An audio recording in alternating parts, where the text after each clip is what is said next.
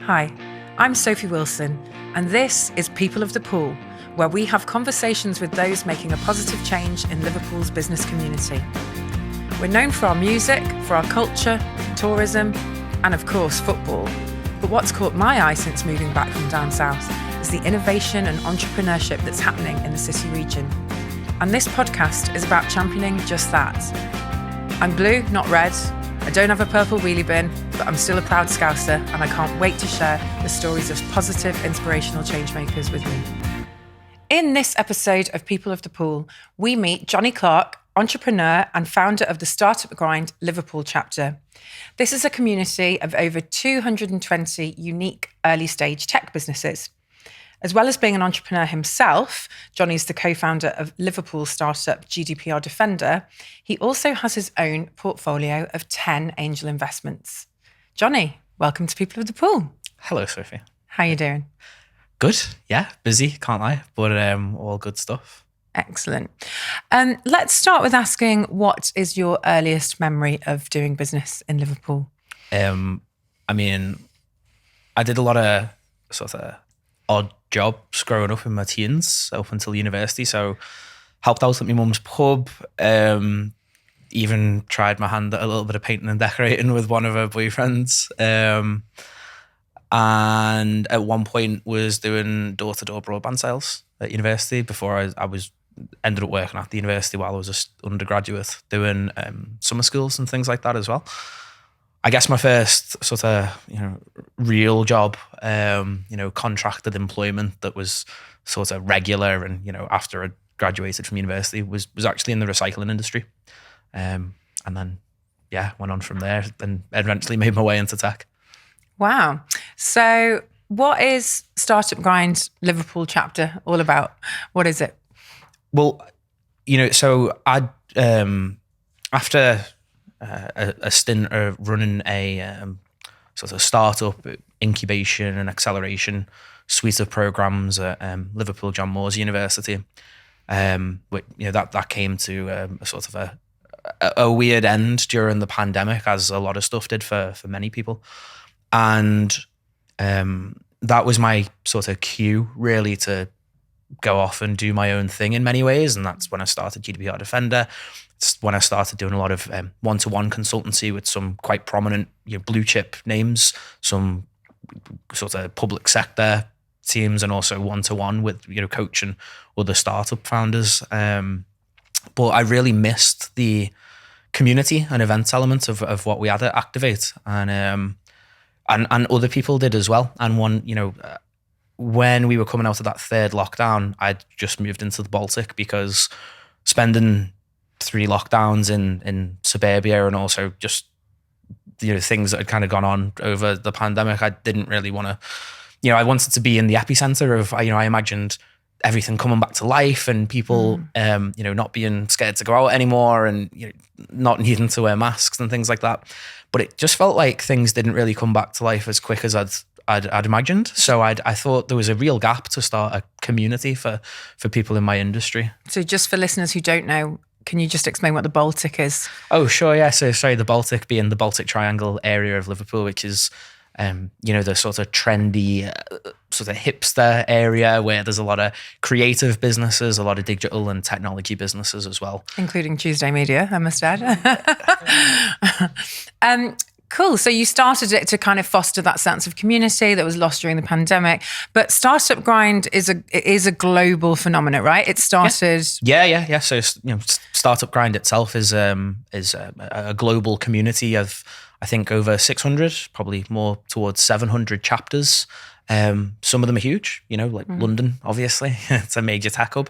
But they're all different, and the chapter directors run them in their own little way. And my thing was it's hard running a business, as you know, and anyone who's been in a small business or particularly a tech startup, they'll know it gets quite lonely and you need peer support and stuff like that. So that's really what I've shaped it to be over the past 18 months. So when people think of Liverpool, they don't necessarily think of tech startup. No. So it's interesting to hear, for me, it's really interesting to hear that there's over 220 tech startup businesses in Startup Grind alone. What's your kind of take on that?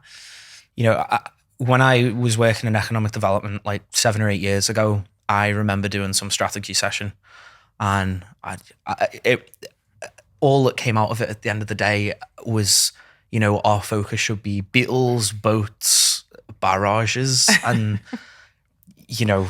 I just remember I didn't know any better at the time because I didn't know a lot about economic development. I was very early in my career and I hadn't really done a lot of tech stuff. But what's become apparent to me is that there are certain trends that you can't escape. And even in a place like Liverpool, which is one of the smaller cities in the UK and Europe, there's been a massive uptick in the amount of technology-led businesses, and in particular, sort of enablers, ones that own their own IP and that can scale because they've got a particular business model that lends itself to angel investment, to venture capital investment, and then hopefully an exit, and then the recycling of capital and talent back into a local economy.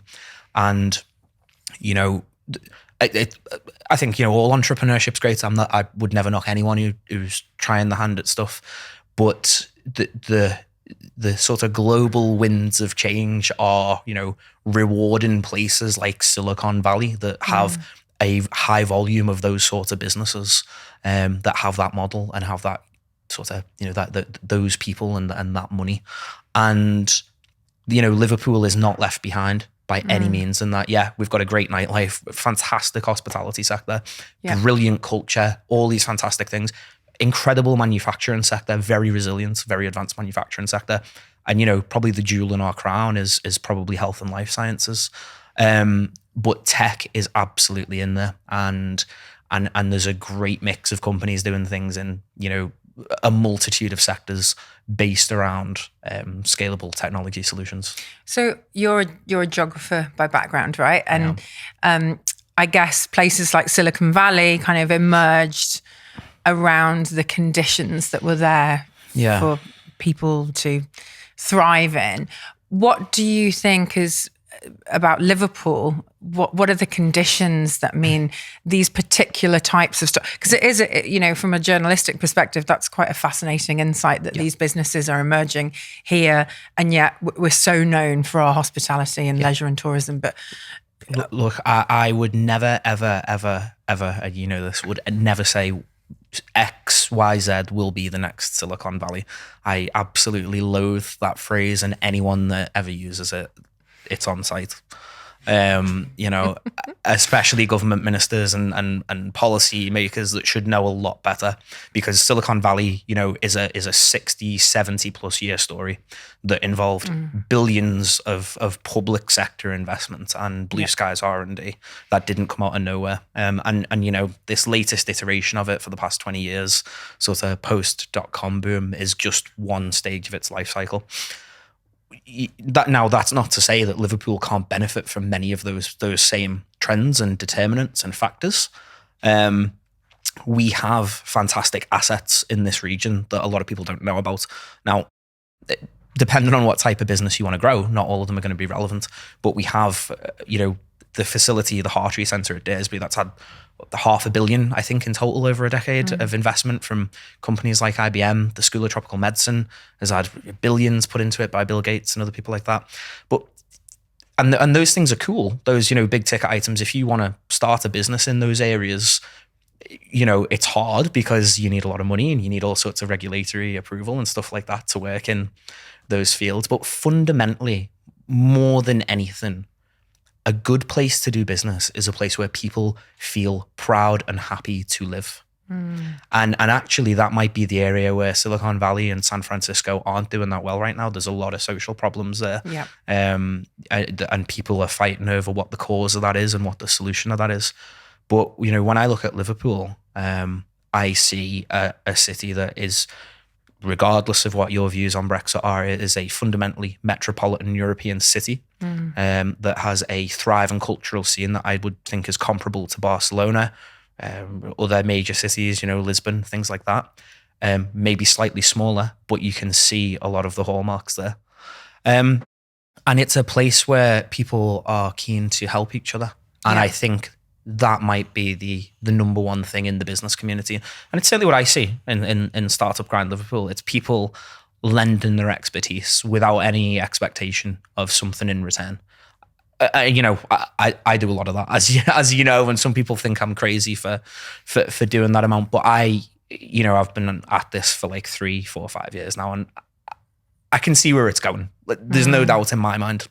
And I wouldn't still be at it right now. I wouldn't be investing in all these companies, putting tens of thousands of pounds, my own money into them. And I wouldn't be doing all this work and lobbying politicians and getting things like Slush'd to come here if I didn't think there was an incredible future for the tech scene in this city.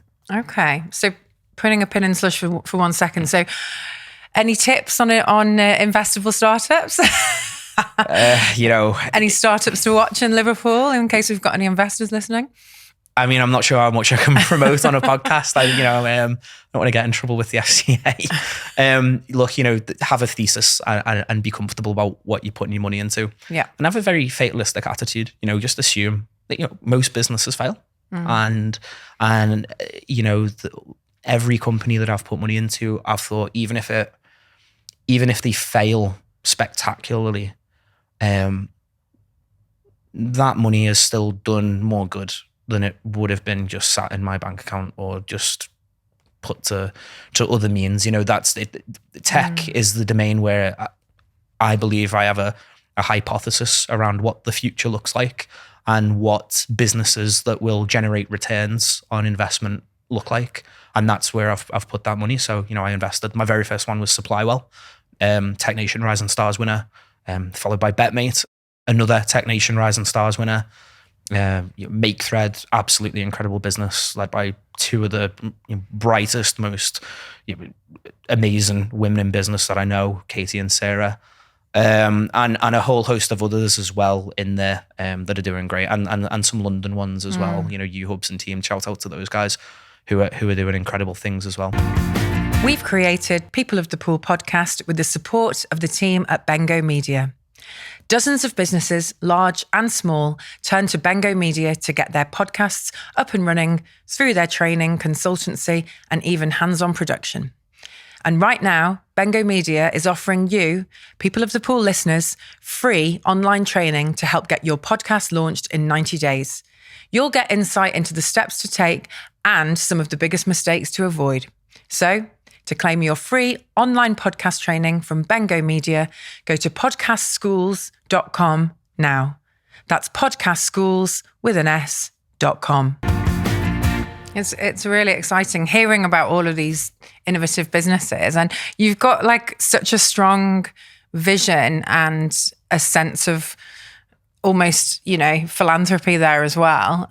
When you were growing up in Mossley Hill, working at your mum's pub, did you have any vision or idea about how you would end up being in this line of work, or, how's that journey come about? I never thought I'd actually end up in business. I growing up, a lot of my family were in the forces, and I thought that's what I wanted to do. It looked like a great lifestyle, get paid to go around the world and do cool training and, whatever it was going to be, whether it was doing some kind of land forces stuff like the Marines, which interested me, or I think every young boy's dreamed of being a fighter pilot. Why wouldn't they?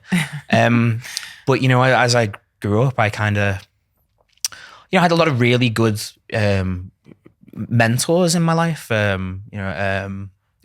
Teachers, heads of sixth form, university supervisors, and friends who kind of exposed me to other avenues. And I really, for me, sixth form and university were probably really formative and fundamental in opening my horizons. And, at one point I thought maybe I'd do research in geography. I'd carry that on, go down the environmental sciences route or something like that. But, as I was about to embark on that, I thought, actually I want to do something more direct. I'm kind of done with writing essays. I liked getting paid. I 100%. I don't think people should ever be ashamed of that. I came, like a lot of people, I came from a sort of a very typical working class Scouse background with, every family is kind of got a sob story in some way, but I wanted to do well. I wanted to kind of change the narrative for me personally, and ironically, in some ways, part of the ways that I've come about doing that is trying to change the narrative for Liverpool. Yeah. You mentioned Slush'd a moment ago. Slush'd, sorry. It'd be good to hear a little bit more about that. I'm all branded up. So I, over the past couple of years, really, since I've been doing my own businesses and working with incredible founders and investors and things like that, I wanted to make sure I was having fun while I was doing it. So I've been jetting about, and sorry, Greta, probably not going to be on your friendly Christmas card list, but been to some amazing conferences in Redwood City, California. I went to Web Summit, obviously, in Lisbon, but the one that really captured my imagination and my heart was Slush'd in Helsinki, and their backstory is just incredible. Like, I probably sound like I'm a bit sycophantic over it, but the whole, just in a nutshell, it's the biggest it's the biggest startup conference in Europe. The production is the best out of any business or otherwise conference I've ever been to. They closed out the conference last year with a set by Maya Jane Cole, if you didn't see the house music and techno. The caliber of the speakers was just next level, and all of the kind of side events and things like that. And it's all run by students. Wow. Or like 90% run by students. And they've got this amazing origin story over the past 14 years about, they only 1% of Finnish students at university were interested in entrepreneurship. The industry was reliant on Nokia, which was beginning to decline at the time. And, they've just grown this conference from being kind of a one day, a few people in a room thing to now being what I would say is up there with South by Southwest or any other comparable kind of world leading event. And they have a series of warm up events called Slush'd with like an apostrophe D at the end of it. And great enunciation there. Thank you. And I just, as soon as I saw it, and the kind of ethos behind it, the goal of that, it's to be a warm up party for the main event in November in Helsinki, but it's designed to solve challenges or blockages in your tech startup or business ecosystem. And straight away, it just struck me that that's a fantastic opportunity for Liverpool, because and a lot of the other guests you'll have on here know, and I know, and people in Startup Grind Liverpool know, that there's 1,000,001 great things just around the corner for us, but we've got to work with people, with each other, with government, with councils, with combined authorities, with you name it, and the private sector to unblock things that stand in the way of making it great. And so, that's the event we're going to be running in early September is all around that. Yeah. So you're bringing a little bit of Helsinki to Liverpool? I am, yeah. I mean, hopefully not the temperatures. I went ice swimming over there, and I've not got the deepest of voices anyway, but it was up by an octave for about a week. It did afford you the opportunity to do a half-naked selfie on LinkedIn. That is my most successful social media post of all time. So, if you want to get the likes on LinkedIn, get the nipples in. Well, on that note, I mean, it's so great talking to you, Jonny, and I know how inspirational you are as a person and what you've personally done for the city. And for listeners who don't know, Jonny's kind of moniker online is Startographer, which kind of brings his experience as a geographer and an entrepreneur and a placemaker all together, kind of economic development tech to chart new territories for us and for the tech businesses that he supports. So just quickly before we wrap up, I've got one quick question for you, just a bit of a fun one to close. Okay. If you had to give Startup Grind the title of a Beatles song, what would it be? And why? Oh, I'm going to say... I've got a ticket to ride. Is that even the title? Yeah, of the Beatles? Ticket to ride. Ticket to ride. Yeah. Yeah, it's the only time I ever hear it's when I'm outside Sergeant Pepper's on Matthew Street. Yeah, why not? Because come along for the ride. Love it. All aboard the Startup Grind bus. Love it. And I'm the driver. And we haven't had that one before. That's amazing. Any quick quick takeaway that you want listeners to go away with today? Starting a business is really hard, especially in these economic conditions, but it can be one of the most rewarding things you ever do. And it's not without risk. There's great psychological stress that can come along with it. And I'm not into the whole hustle porn thing, or glorifying it, because I think that's quite toxic and quite dangerous. But, if you approach it the right way, you get the right support, you meet the right people, you're in the right community, it can be absolutely transformational. And it's transformed my life, to just in ways I never ever would have imagined. And if anyone else wants to kind of embark on that, well, I'm here. My calendar's always open. I'll have coffee with anyone. So brilliant. Thank you so much, Jonny, for joining us on People of the Pool. If you want to find out more about some of the amazing things that are going on in Liverpool City region, go to www.tuesday-media.com/People of the Pool. People of the Pool is presented by me, Sophie Wilson. Until next time.